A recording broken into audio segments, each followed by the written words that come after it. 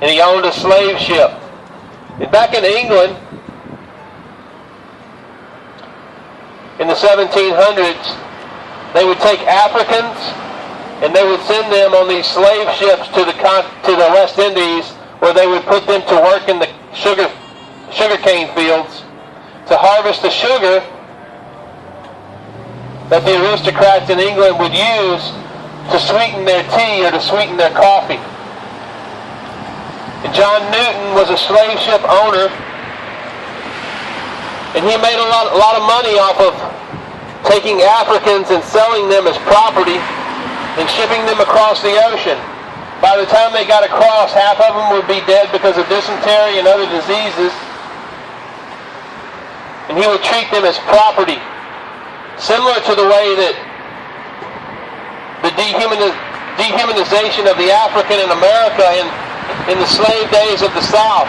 You see, our government actually said it was okay to take an African and put them up on the slave block at one point in our country's history. They said this was okay.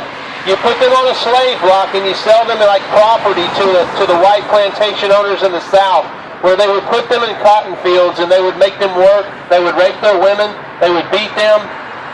Sometimes separate them from their families. My friends, is that okay to do just because the government says it's okay? I'm here to say that slavery in America was wrong, and it was evil, and it was a sinful thing to do. And it's a good thing that we abolished it because some people stood up. But you know, John Newton, in the slave trade of England in the 1700s, Jesus Christ got a hold of that man. At the end of his life, he was no longer a slave ship captain. He had walked away from that. But God saved him and opened his eyes, and he wrote down a song, and he penned these words. And the words, my friends, those of you who are Christians, when you sing this song in church this Sunday, when you go, remember the story of John Newton when you sing the words, Amazing Grace. How sweet the sound that saved a wretch like me.